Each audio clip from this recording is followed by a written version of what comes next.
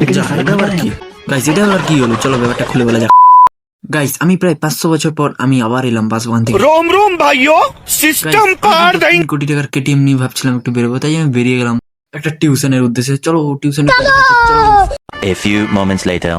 Guys, tuition থেকে আসার সময় এরকম রেগিস্তান দিয়ে এরকম জায়গা দিয়ে আসতে হলো। তারপর হঠাৎ নিজের বদন দেখতে দেখতে চলে এলো। তারপর খালের জলে হাত পা ধুয়ে রেডি হয়ে গেলাম স্কুলের উদ্দেশ্যে। তারপর একটা ছেঁড়া প্যান্ট কেটিএমটাকে নিয়ে চলে গেলাম। গাইস, আমি একটু ব্যবসায়ী মানুষ, তাই সময় সই করলাম, চলে গেল সই। তারপর গাইস আবার হঠাৎ আমার নিচের বদন, ওয়াও এ বাবা আমি কি দেখাচ্ছি এইসব, ইস। যাই হোক, তোমরা আবার উল্টা পাল্টা কিছু ভেবো না। তারপর একটা বন্ধুর কাছ থেকে বিস্কুট নিয়ে খেতে খেতে চলে গেলাম একটা জায়গায়, এরকম জায়গায়।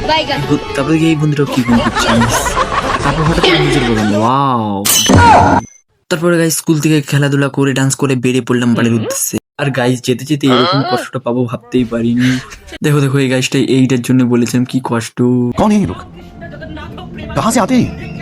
গাইস যাই হোক, হাসি বন্ধ করা যাবে না। ইয়াও, আমার অটোগ্রাফ নিবে বলে সবাই গোল করে বসে রয়েছে। গাইস, তোমরা যদি ফাটাফাটি অটোগ্রাফ নিতে ইচ্ছুক তো চলে এসো, Aadhaar card, voter card, PAN card সব নিয়ে চলে এসো। গাইস, এরকম ফালতু ব্লগ দেখার জন্য একটু ফলো টলো করে নাও। চলো গাইস, আজকের জন্য এতটাই। গাইস, বিয়ে বাড়িটা একটু দেখে নাও, বিয়ে বাড়ি কি সুন্দর রঙিন, ইয়াও।